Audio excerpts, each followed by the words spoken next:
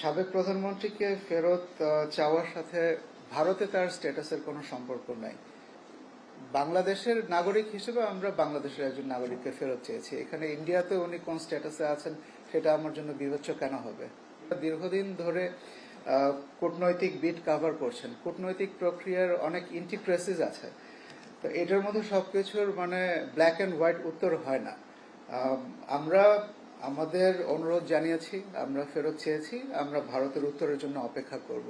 এর মাঝখানে কি হবে বা এটার কূটনৈতিক রীতিনীতি কি, এটা মানে আপনাদের জন্য ওপেন ফর ইন্টারপ্রিটেশন। আমরা এই মুহূর্তে ভারতের উত্তরের জন্য অপেক্ষা করছি।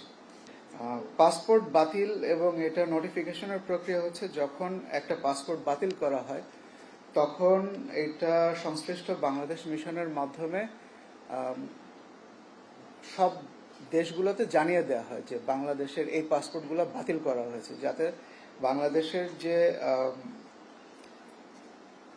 কূটনৈতিক সম্পর্ক আছে যে দেশগুলোর সাথে, তারা সবাই জানে যে এই পাসপোর্টগুলো বাতিল করা হয়েছে। সুতরাং এটা হলো সাধারণ প্রক্রিয়া, এই প্রক্রিয়াতেই বিষয়টা যাবে। আর আপনার যে প্রশ্নটা ছিল সেটা হচ্ছে পাসপোর্ট বাতিল হয়েছে, তাহলে ভিসা কিভাবে এক্সটেন্ড হলো। এটাও আমি জেনারেল একটা উত্তর দিব যে পাসপোর্ট বাতিল হয়ে গেলে সেখানে ভিসার কোনো বিষয় থাকছে না। এখন আপনারা যা জানেন আমরাও একটুকুই জানি, মিডিয়ার মাধ্যমে যতটুক আপনারা দেখেছেন আমরা ততটুকুই দেখেছি। আমাদের কাছে যেহেতু কোনো বাড়তি তথ্য নাই, এই কারণে কোনো রকমের কনজেকচার বা স্পেকুলেশন আমরা করব না।